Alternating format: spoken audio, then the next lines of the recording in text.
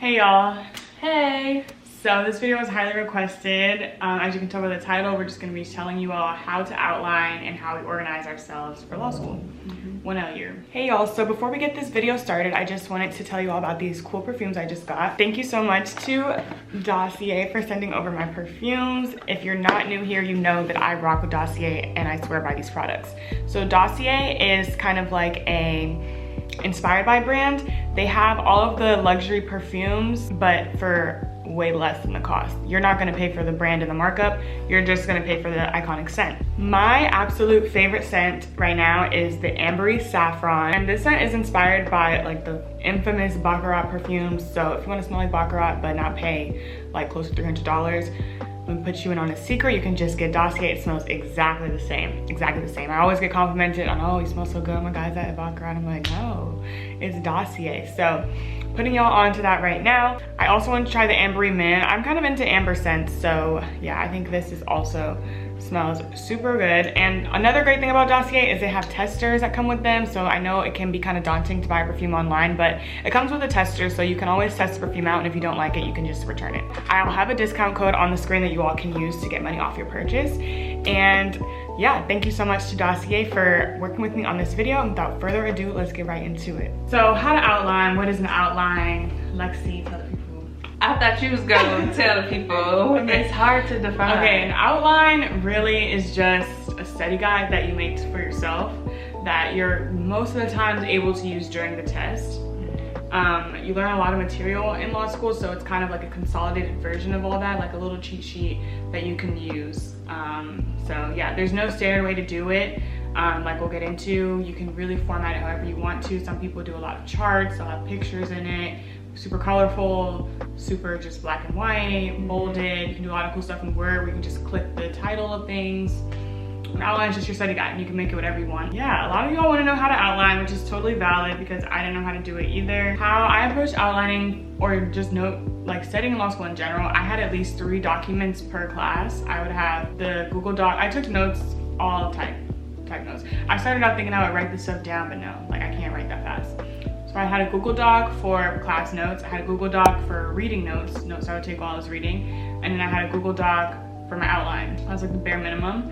And basically the process I would go through is I would go through per topic that you do. So let's say in civil procedure, if you're doing pleading. Once we finish that topic, I would look at all the class notes I took on pleading, all the reading notes I took on pleading, even like class slides, I guess is another resource. Consolidate that into the most essential information and put it on my outline. So I was a little bit different. I wrote my notes. I hand wrote most of my notes. I had an iPad, and for each class, I would just have a notebook on good notes for each class, and I would take notes that way. And I had them like titled by date and stuff, but I always transfer my notes over to the laptop to OneNote, like type them up. So that's what I did for the majority of classes. I didn't really take reading notes. I just book briefed pretty much the whole time and like wrote in the margins, stuff like that. So, and then I also consolidated my notes into my outline as well. Okay, so basically when you're starting an outline, you can start from scratch, which is like a blank document, a blank Word document, Google Doc, Pages, whatever you use. Or you can start using someone else's outline. I don't think I ever started one from scratch, complete scratch. Maybe property. Property, yeah, I had to start from scratch. But most of the times you can probably try to get your hands on someone else's outline. Do not ask us for outlines, y'all. I'm sorry, we're not allowed to get bombarded with that. Yeah, we can't. We'll get mentees and they'll get our outlines, but we're not about to just distribute it. Yeah. But you'll get an outline from someone else, someone who had the same teacher as you, hopefully like a recent as well. Try to make sure that whatever older outlines you get, that the material looks the same, that it matches up with what your professor is teaching in class. Yeah, and I think at the beginning of the school year, I was just getting sent a bunch of outlines from people that weren't relevant. Weren't good. Yeah. Weren't good. And also you kind of want to trust the people who you're getting outlines from, in a sense, like kind of know how they did. You don't want to get an outline from someone that didn't do as well as maybe you want to. Yeah. But I think also like don't get an outline that everyone has access to. I think for one of my classes, I won't say the subject, but I saw the same outline. And outlines definitely 3 times float around like that. Yeah, because people share them. For years. Yeah, people share them, but Which is nothing wrong if you want to do that. And if you do get a generic one, just make sure you add all the details. Which I've had to do that as well. Yep. So, and you want to make sure your outline is something useful, something that you can use during the test. You don't want to use it as just like, it's different from your notes. As in, if you got a question where, because most times in law school you have to really know the rule. It's like a lot of rule based, which you probably don't know what we're talking about when we talk about rules, because you'll get it later. But you want to make sure it's something that isn't too specific, but that it's just like a toolbox, you know, a study guide. Y'all know what you need in the cheat sheet, but just make sure it's something useful that you can use. It's going to depend on your classes. We're keeping this super general because you know, not everyone who watches this is going to be in our same experience, but some classes they'll be more case heavy, and some classes will be more rule heavy, or some classes you really just have to know what the professor said. Yeah, and you have to talk to basically people who had that class before to know the structure of the class. Yeah, but the outline is like a key for the test. Sometimes we use it for a cold call, but mainly test. Okay, so when to start outlining? So I started outlining each semester about 3 weeks into the semester. I feel like anything before that, you don't really have enough to outline. Like the first week might be introductory stuff. So yeah, about 3 weeks in is when I started. Yeah, same. I started, around week 3. But going after that, I would update my outline, and how often did you update it? Probably like every time we finished a subject, I would update my outline. But I don't know if that's that sustainable though, because I think I was just burnt out the whole semester because I was doing that. As in, like, sometimes after each class, I would boom, take it right to the outline, which it would help for some classes. I think like torts and crim, it helped me to just knock it out. But sometimes you want to just understand it a bit more before going straight to the outline, because if your outline, you want to spend time, you don't want to rush on that. You want it to be good quality because you're going to use that. So realistically, I would have wanted to update it like every week, but with read-ins and everything, that just wasn't possible. So it came down to like every 2 weeks, maybe 3 weeks. I tried not to get behind more than 3 weeks on the outline, because by then, like, you're gonna have to sit down for hours to update your outline. And like you said, you want it to be good. You don't want to just do it lazily or sleepily. Right. I would say on a good period, it was every week. Every week, if not more than that, honestly. And towards the end, like you said, like every 2 weeks. And then again, like, I also reviewed my notes because I had to type everything up like at the end of every week or every other week. So it's really about review, honestly. You want to go over the material as much as you can, whether it's reading your notes, you know. Yeah, because that just helps you spot more issues. The better you know it. My goal was always to finish my outline and to like have reviewed it before the reading period started. Just so I could use the reading period to like actually study it, if that makes sense. So so like the last few days before the reading period, or that week before, is kind of hectic because you're just trying to finish everything so you can actually study, which sucks.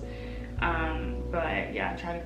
I'll say this, like, personally, also by like 2 weeks before the reading period, your outline should almost be done, to the point where like, okay, your professor is gonna teach one more topic, 1 or 2 more topics, but it should be done. Like those 1 or 2 topics should be by that point easy to kind of grasp or to just add in. It's not a main like huge thing.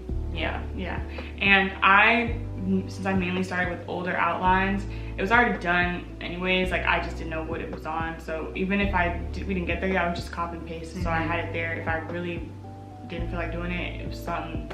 So if I saw, what was the last thing we did? If I saw like anti-commandeering, I was just like, okay, well.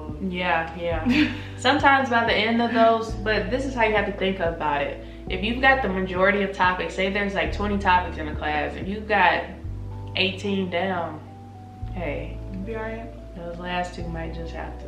And that definitely happened for me. Okay, so Lexi said that it's best to start from scratch. This is what I mean by that. Like, get old outlines 100%, but start on an empty like Google Doc, whatever, because you have to like have formatting that makes sense to you. Like sometimes these outlines be formatted weird, bulletins like that. You can still copy and paste into a new doc, but like, you know, make it user friendly for you. Like me personally, I don't like too much color on the outline. It's people that like a lot of Same. color. I'm not a color person, you know, maybe a bold I don't need no underline. highlight. I don't need no red words. Yeah, I keep everything pretty straightforward, but you know, do whatever works best for you, really. Okay, taking your outline to professors and to TAs to review. Especially if you're a little lost in a class or a class that doesn't have that many outlines floating around, just ask your professor. Some professors won't review it. They'll just straight up tell you, I don't do that. Which is so annoying. But no, definitely do this. And I think this saved me because I was studying for this one class wrong. The professor saw my outline and he was like, oh no, miss. I never had anyone review an outline, but I feel like do it. Yeah, I would have been. It doesn't hurt. It was so bad. And I'm glad that happened to me week 3, the first time I started outlining. That was like my first weekend where I felt like, wow, I'm really in law school. It's really ruining my life because I spent the whole weekend. The only reason I didn't have to do that was because I asked you. I was like, oh, why did I do this? And you were like, oh, well, I did it wrong. He told me, like, yeah, you know, yeah. So don't, like, you could probably be her and just have a friend that does it for you. But if you don't care, just go to the professor, make sure that you're doing it right. I was so nervous doing that. It's really hard to get critiqued, you know, your first time. But you kind of just have to say YOLO. Like, if you want to do well and you want to learn, you're gonna have to be used to being vulnerable. And hopefully you have a nice professor. Like, he was really nice about it. He wasn't like, why the hell would you think that? Like, it wasn't like that at all. Yeah, okay, so we're gonna show you on the outline. Like we said, we're not gonna show like our personal outline. You can just look on Google, which is what I did. I just Googled a civil procedure outline. So I'll like share the screen. This is another outline and it just shows you like, okay, this is like how Rule 11 is set up here. You know, they have everything you need for that thing, sanctions, like, you know, you just kind of want to set it up as your own study guide. So that's like a preview to it. Again, this is something that, hold on, let me just stop the screen recording. This is not really something that's like easy peasy 1, 2, 3. Yeah. It's really personal. You're gonna have to really know what type of learner you are, know your professor, know what the class is looking for. But I understand what it's like to just want to get an idea of it. But I would say don't stop here. Like, just continue to ask people, preferably at your school, who were in your section, who have the same professors you had. And another thing, like, I didn't really truly know outlining or like what, like anything. Like, yeah, I started week 3, but I didn't know what I was doing. I didn't know what I was doing. Like, by week 6, I pretty much had to go back and be like, okay, scrap, do some things. You're constantly updating. Because you don't understand what the outline is for until the closer you get to finals, until you take a midterm, until you kind of, or like you know, practice test in the own environment. So if you're see a test. Yeah, if you're not really getting what we're saying right now, just maybe come back to this video in like October. Yeah. And it'll click. Yeah. And like, I think one thing it's better to have too much on your outline than too little. But as you get better at outlining, you realize you don't need as much stuff as you really put on there. Agreed. Yeah, so that's how to outline, but also you all wanted to know like how I organize and like manage my time. So we're gonna talk about how we scheduled ourselves throughout the semester. And that'll be good because we had 2 totally different schedules for doing work. So I was a weekend reader.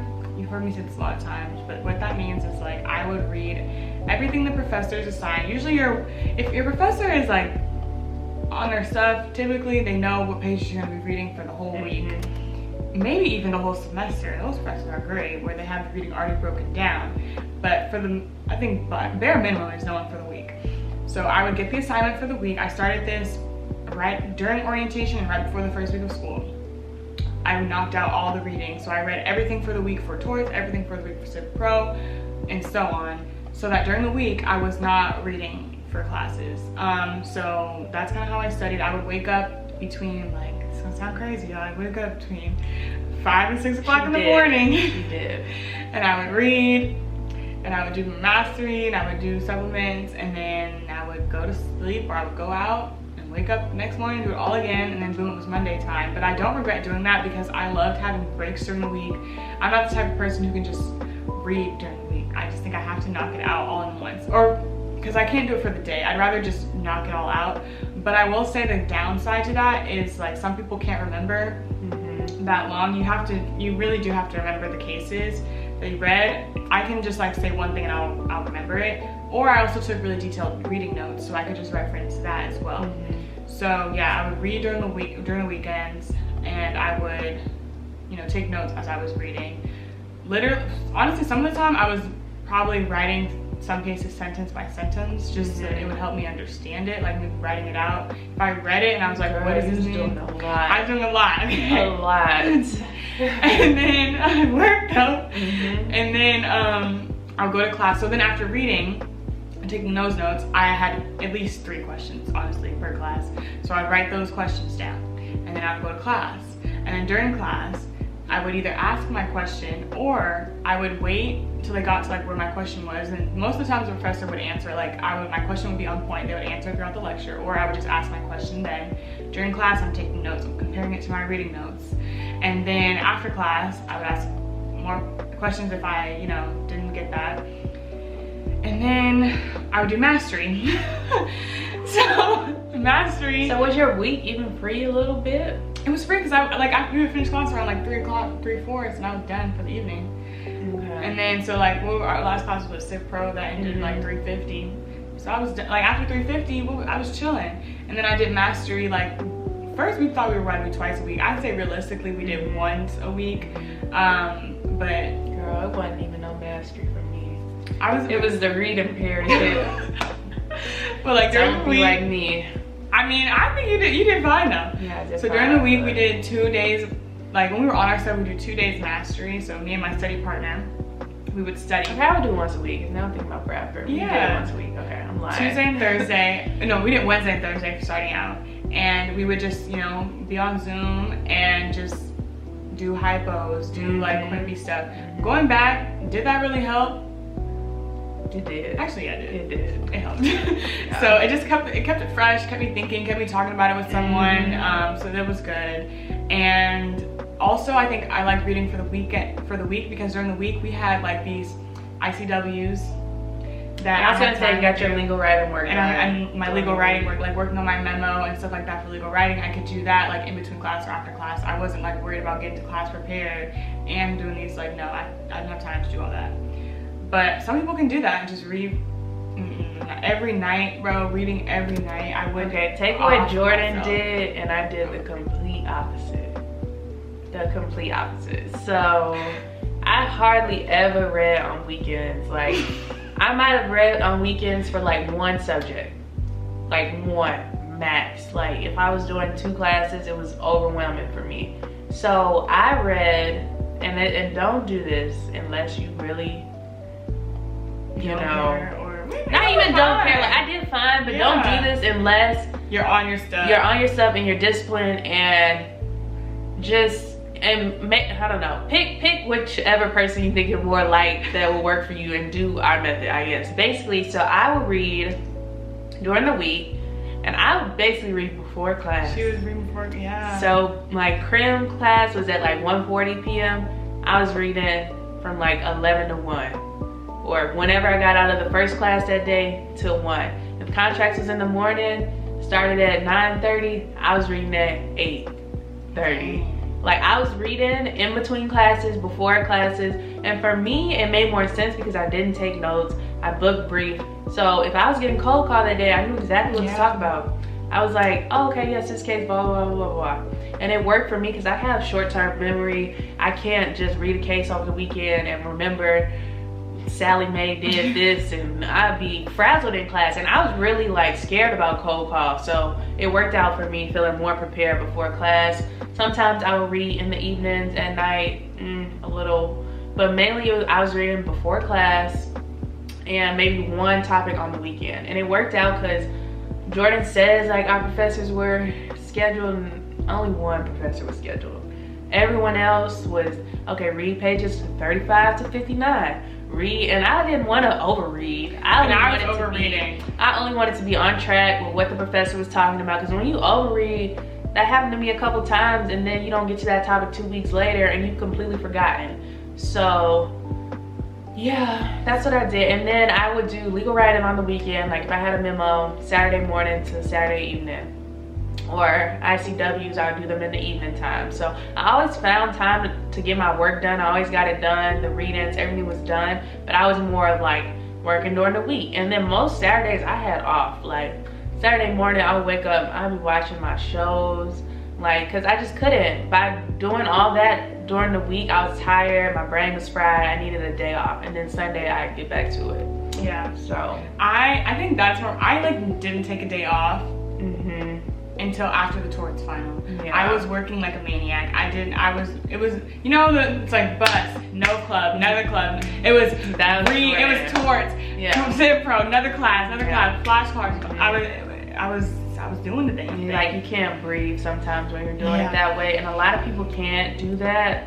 Because you have to have a whole life. Like I think the only reason why, because I was still going out, that's probably what kept me sane. So like after class, or like after I wake up at 5, 6 o'clock in the morning, oh, best believe I was at Sunday Fun Day because I deserved it. But it wasn't like going back, it was not healthy, like mentally. Like I was just, you know, I was just and I would still do things on Saturday because when you're in law school, there are other things you have to do. Like laundry, just daily things. And then also like by second semester, I was doing job applications, cover letters on Saturdays, interviews, all those things on the weekend, prepping for the week. Like, so yeah. And you don't want to overwork, you don't want to work harder than you have to. So yeah, because I could have done all that and it could have been a fail. That was like I was saying like the all the time. I was like, I'm doing all this for nothing. You'll definitely be more like me, 2L. I couldn't see you reading all. Like it's like we're gonna read for class and we're gonna go to class. If I read, that's it, exactly. But 1L, I think you should go in with the game plan. Figure out if you're gonna read, be a weekend reader, or read during the week. I think it was good that I wasn't just wake up and be like, okay, I'm gonna read. Like no, I had a set class that I would read for. Yeah. So Saturday was Civ Pro Saturdays. Sunday I would read because that class took all day. She's like, it's my Civ Pro Saturday. Yeah, I was like, oh, she would be like, I'm like, girl, Civ Pro Saturdays. I'm like, okay. I'm doing Civ Pro. Then I would read. Meanwhile, I'm in the room watching Netflix. And then I would read for torts and leg reg. Eventually I start reading for leg reg, but torts and leg reg on Sundays. And then contracts I would do Mondays. And I gave myself Friday off. And for me, I would just read for whatever class was due the next day or that was coming up in an hour. Yeah, oh my God, I was also reading for legal writing now I think about it. I never read for legal writing. I would read for legal writing the night before. So that was a class I treated like this. I would read for that class the night before. That's good that you read for that class, cause and this is why we say use Quimby, guys, because you're not gonna be able to read every case. Even reading Quimby is a chore, quite frankly. Reading Quimby is a chore, but it's much better. Quicker. Catch me with a printed Quimby briefs. Watch the video. Yeah. I'm saying I used to read before contracts, but now that I'm thinking about it, I was on Quimby a lot. Because after a while, those cases just became It's just hard to read a contract case, period. I just can't. But yeah, so find what works for you. Don't let what anyone else is doing feel like that's what you have to do. Yeah, because we heard everyone does different things. I'll say I've never read a case more than one time. No, never. And there are people who read cases like multiple 4 times. or 5 times. Yeah. And do what you got to do. If that's what you need to do, do it. But I just know. I don't. First of all, I'm a slow reader. I think that's a waste of time. I'm a slow reader. It already takes me forever to read once. I can't. We got the advice by our advisor to basically read everything twice and then review everything at least once. So that's almost like 3 times. Before class. Like 3 times. And I knew I wasn't gonna do that. And most people aren't gonna do that. Like the most you should do is read through a case once, maybe review it a little, or go to a Quimby, review it through Quimby, but like, please don't. Well, we were not gonna say the most you do is read a case once. It depends on your level, but you can read a case once and be fine. Girl, I feel like even the people who said they were reading cases 3 and 4 times weren't. And you don't need that much out of the case. I think when people say, people are saying read over and over like that, they mean read until you comprehend it. So I used to read very slow. I used to go line by line, highlight. You gotta Google a word. I would go back and reread like the whole page if I had to, but like read for comprehension. I think that's the key. Read until you comprehend it. And honestly, I wouldn't even comprehend by the end of reading it. Sometimes, yeah. And then you get to class and hopefully your professor explains it. Yeah. Like, But yeah, that's kind of like my schedule, my study schedule, my study schedule. Our outlines. Yeah, so take with that as you will. Again, we're not experts, y'all. We're back to 2Ls. Crazy. I know. It's gonna be 1Ls now. Like, we're not at the bottom. Yeah, at the bottom of the We're on the way out. Period. I can't wait till graduation. It's a hot girl summer, and we're filming this video for you guys because we want you guys to be super successful. Yeah, we do. And good luck to all the 1Ls.